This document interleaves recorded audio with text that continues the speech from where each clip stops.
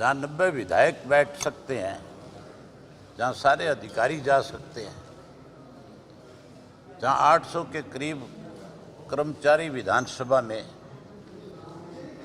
इस सेशन के अंदर अपनी ड्यूटियां निभा सकते हैं, वहाँ अगर प्रेस के 100 साथी जाएं, उनका इंतजाम करने के लिए मेरे ख्याल स्पीकर के सामने कोई कठिनाई नहीं होनी चाहिए। और आपका तो प्रेस का तो सारा का सारा सिस्टम जो है वो बिल्कुल अलग से है।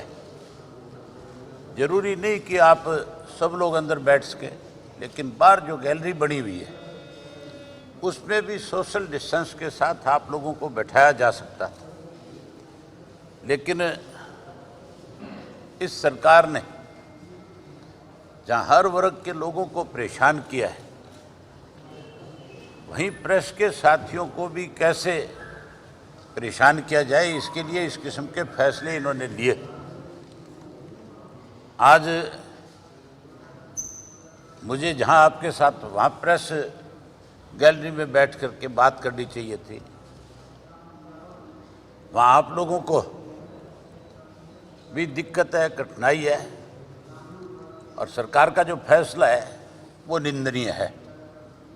ये मेरी ख्याल स्पीकर का फैसला नहीं, ये सरकार का फैसला है। आपको पहले भी मुख्यमंत्री ने किस तरह एक दफ़ा एक डिनर पे इनवाइट करके प्रेस के साथियों के साथ भेदभाव किया था। बहुत सारे साथियों को गेट से वापस मुड़ना पड़ा था। इन्होंने जो आपके लिए निर्णय लिया उसकी जितनी भी निंदा की जाए वो कम है। जहां इसके लिए निंदा की जाती है, वहीं उसके साथ साथ पेपर लीक जो मामला है, जिस ढंग से 28 बार, एक बार नहीं, 2 बार नहीं, 28 बार इस तरह से पेपर लीक हुए, रद्द किए गए। और जो सबसे बड़ी बात है इसमें, उसमें एक बहुत बड़ा खेल है, इसमें भी भ्रष्टाचार है, इसके अंदर भी बहुत बड़े पैसे का लेन देन है। आज जितने भी हरियाणा में कोई भी पेपर होते हैं, उसके लिए अलग अलग बोर्ड की जिम्मेवारियां होती है। कोई एजुकेशन बोर्ड के अगर एग्ज़ाम है तो एजुकेशन बोर्ड के चेयरमैन की, उसके सेक्रेटरी की, उसका एक कॉन्फिडेंशियल असिस्टेंट होता है, उसकी जिम्मेवारी होती है। इसी तरह कोई अगर सरकारी नौकरी निकलती है, उसके लिए अगर एसएस बोर्ड की कोई सर्विसेज है तो उसमें भी इन 3 लोगों की जिम्मेवारी होती है। इसी तरह कोई आयोग के एग्ज़ाम है, पब्लिक सर्विस कमीशन का है, हरियाणा पब्लिक सर्विस कमीशन का, तो उसमें भी इसी तरह 3 लोगों की जिम्मेवारी होती है। और हमेशा से जब कभी भी कोई नौकरी निकलती है, उसके जो फार्म भरे जाते हैं वो उसी आयोग की तरफ से नौकरियां निकाली जाती है और उनके फार्म भी आयोग ही लेता है। लेकिन इस बार अलग है, बीजेपी की सरकार में, जेजेपी की सरकार में अब तो फार्म भी जो है प्राइवेट एजेंसियों के माध्यम से लिए जाते हैं, और एक फार्म जो है उसकी कॉस्ट जो है 100 रुपये रखी हुई है। 28 बार पेपर लीक और रद्द हुए हैं। करोड़ों बच्चों ने इसके लिए अप्लाई किया है। अभी जो ताज़ा उदाहरण है उसमें 8 लाख बच्चे थे जिन्होंने 100 रुपये दे करके फार्म अप्लाई करे थे, जो पेपर लीक हुआ था। उसमें 8 करोड़ रुपए इकट्ठा किया गया, वो भी एक प्राइवेट फर्म ने किया।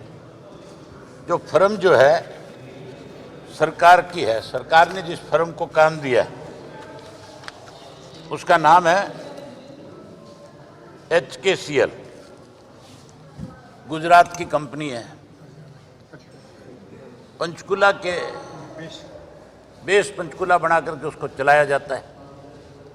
एक पंजाब में भी इसी तरह की कंपनी बना रखी है मोहाली के अंदर। इन दोनों कंपनियों को सारा काम दिया गया, जबकि ये सारा का सारा पैसा जो है हरियाणा सर्विस जो बोर्ड जो है, सिलेक्शन का बोर्ड जो, उसके पास आना चाहिए था, बजाय उनके खाते में जाने के इन लोगों ने उस पैसे को इकट्ठा किया जो 8 करोड़ से ज़्यादा रुपए बने।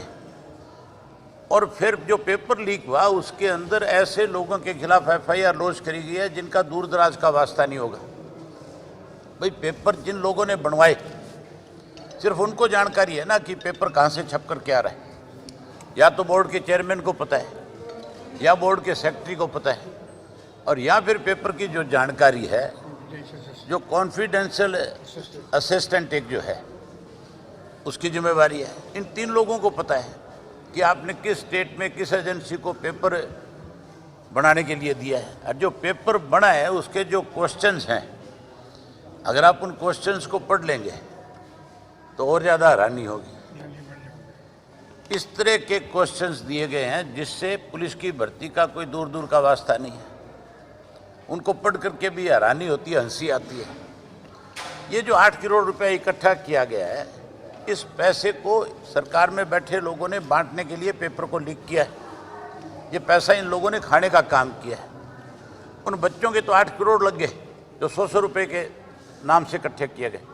इस तरह के 8 करोड़ तो एक मामले में है।